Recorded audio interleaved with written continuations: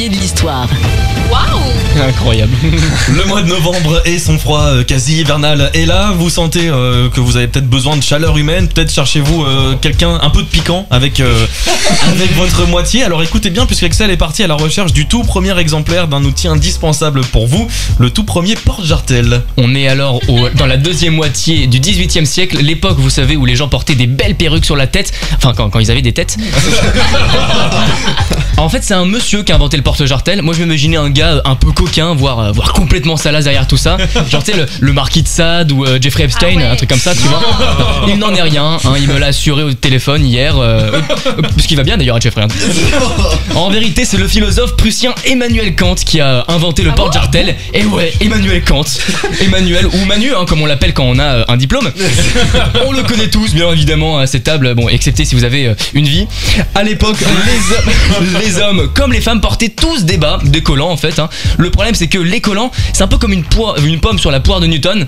Ça tombe. C'est pas pratique. Alors les gens, ils sont vachement malins au 18e siècle, ils ceinturaient les collants à la cuisse avec un foulard. Habile. Sauf que du coup, ta cuisse, elle est un peu comme un manifestant écrasé par 110 kilos d'Alexandre Benalla. Elle peut respirer. Et c'est là que tout à coup, il a l'idée du siècle, un slibard à ficelle qui vient tirer les bas vers le haut. Voilà. Kant débarque tranquillement avec cette invention, collant redressé sans une quelconque compression. Dans les cuisses, le sang coule à nouveau abondamment et Manu Kant est tout content. Ça y est, le porte-jartel est né.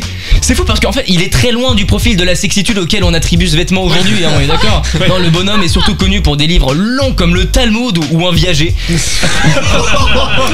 Dans le sens où tu sais que ça peut te rapporter beaucoup d'aller jusqu'à la fin, mais t'en vois pas le bout. Oh, c'est long. Mais puis, bon, en vrai, on est loin de 50 nuances degrés en plus, hein, ces bouquins. Non, j'ai essayé d'émoustiller ma copine avec, tu sais. Chérie, métaphysique des mœurs, critique de ma raison pure, coquine. Voilà, vous connaissez maintenant l'histoire du porte-jartel. Du coup, si quelqu'un peut m'héberger ce soir, j'ai besoin d'un endroit où dormir. En tout cas, Emmanuel Kant est mort en 1804 et il ne saura jamais que son invention est devenue une pièce de lingerie emblématique. Mais nous, on sait que la prochaine fois que vous ouvrirez un magazine La Redoute, vous penserez à nous et peut-être à Emmanuel Kant. Time Break en direct sur MRG.